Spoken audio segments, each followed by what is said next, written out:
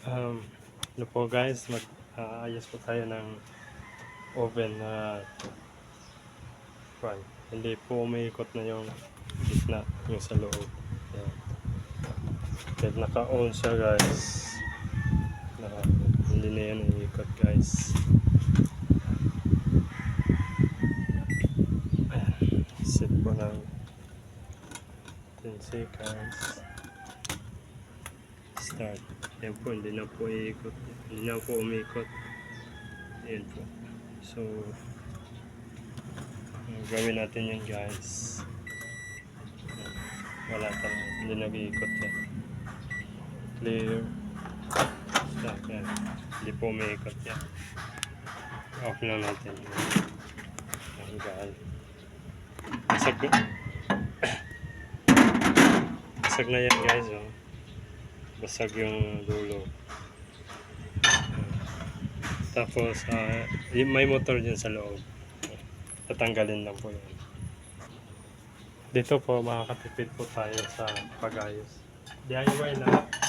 Ang gagawin lang po, bumili po ako ng motor po. Replacement lang po ito.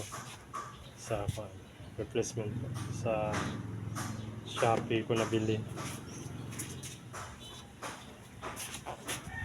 Actually guys, tinanggal ko na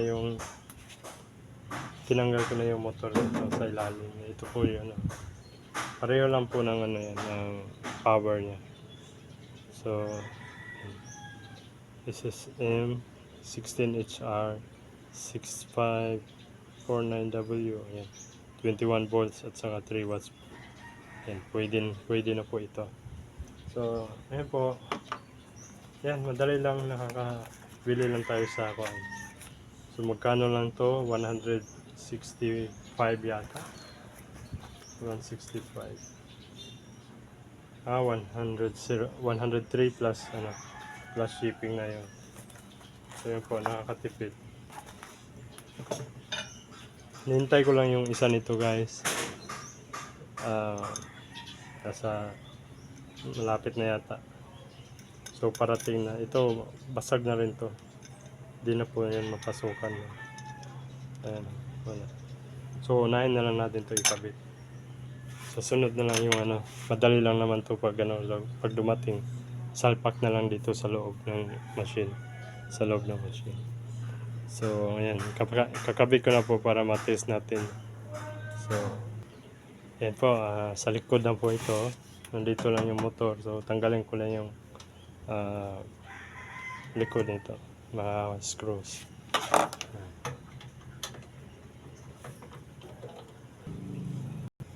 Para mapabilis gamitin po ito.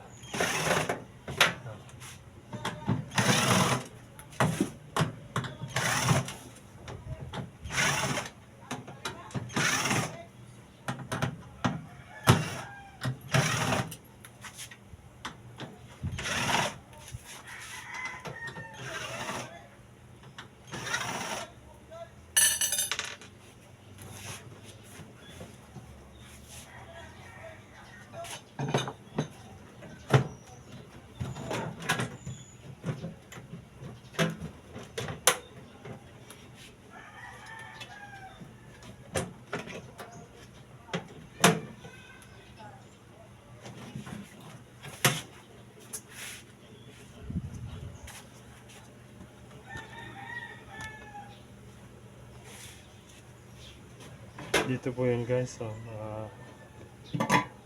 ganyan. Ganyan po. Yan po. Ganyan po siya. Yan. Tapos papalitan natin. Ganito na yan. Ayan. Kasyang-kasya lang po yan guys. Tapos yung dalawang wire. Ayan. Baliktaran po yan. Okay po yan. So ikakabit po natin.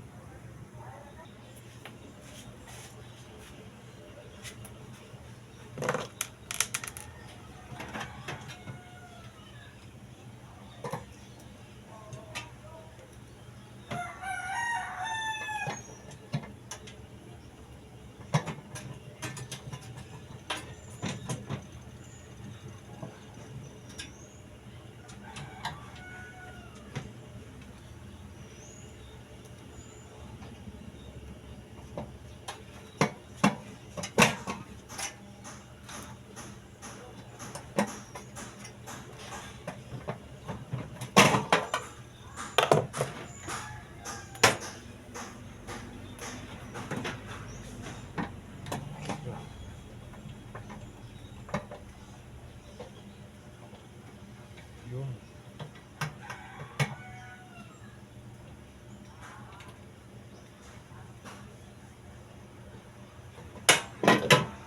Kabit natin yung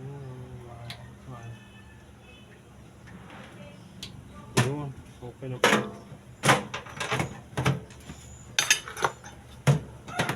Balik po natin. Okay na.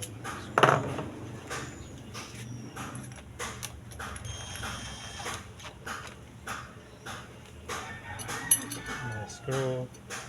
Itim dito.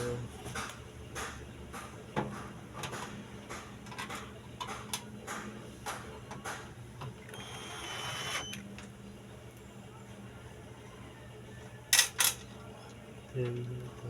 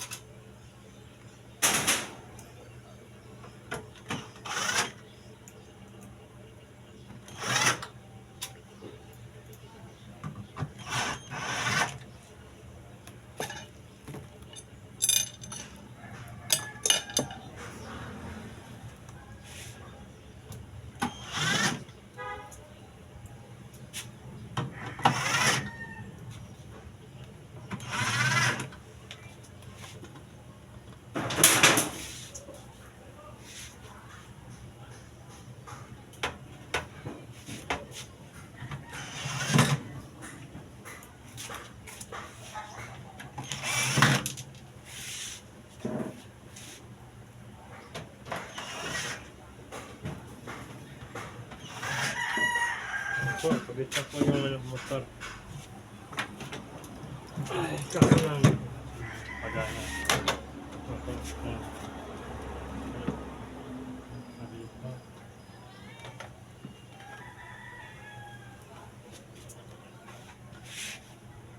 Makikita natin.